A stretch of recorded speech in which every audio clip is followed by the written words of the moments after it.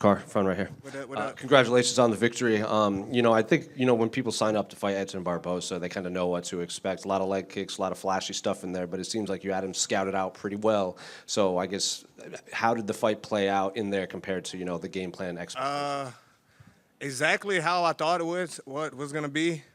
I just felt like I was a little behind on my offense, you know what I mean? I could have been a little bit more offensive. I think I could have got him out of there.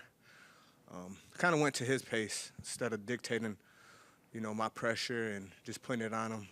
But I think I did a good job seeing everything, you know what I mean? I think he might have kicked me a couple good times, but other than that, but they weren't like anything devastating.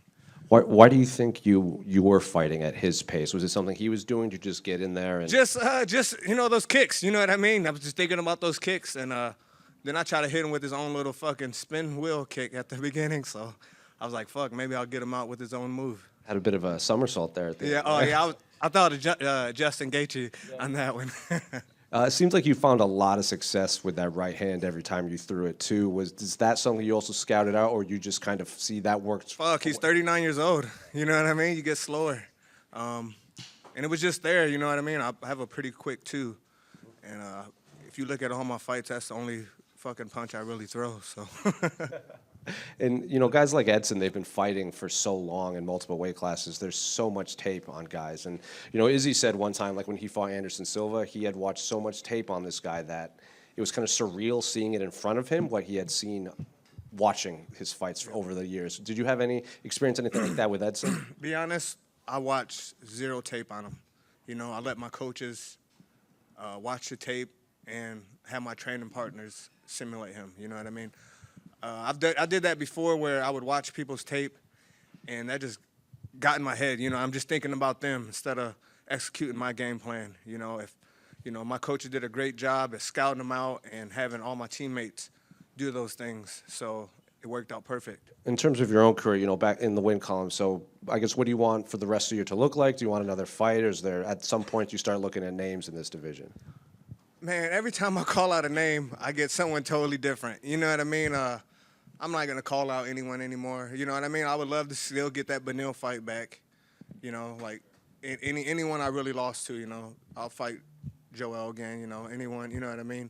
When I fought Joel Alvarez, my brother had got murdered, 4 months prior. And going into that fight, like right when I was walking out, I start crying, you know what I mean? Like I had a great camp, but I wasn't there mentally. And, I wouldn't change anything, I'm glad I went through that and those emotions, but this win was for my brother, my big brother. Barboza was actually one of his favorite fighters, so yeah, so I know my brother's up there looking down on me right now. Did you tell him that after the fight? I did tell him that, so.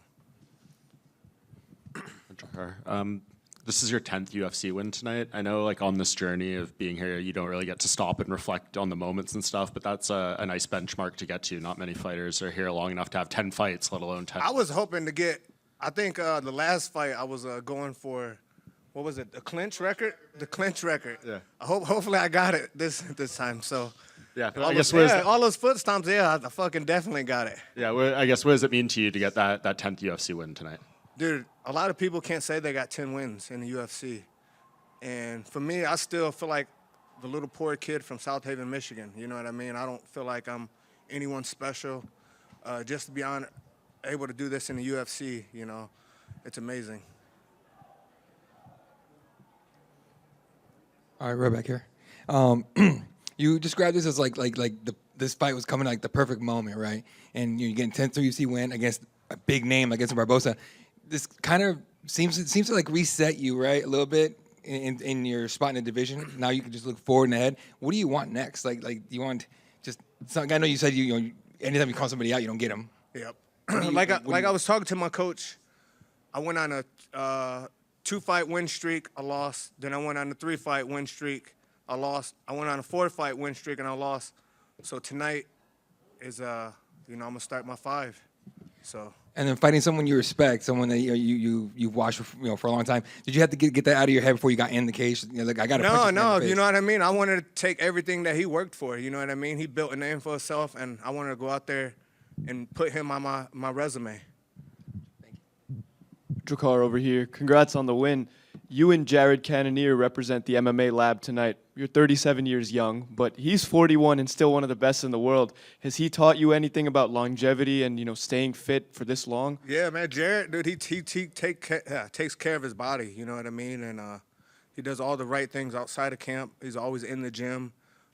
He's always giving back. And, last time me and Jared fought on the same card, we both won, so he's definitely about to get that victory tonight. And you and Jared have spent a lot of time training together. What's your best moment with him? Be honest, like when we're cutting weight, on these trips and just, when we're both at our fucking weakest moments, you know what I mean? Just getting to spend that time with him. Congrats on the victory. Thank you. We all good? Thanks, man. Oh, yeah, thank you, guys.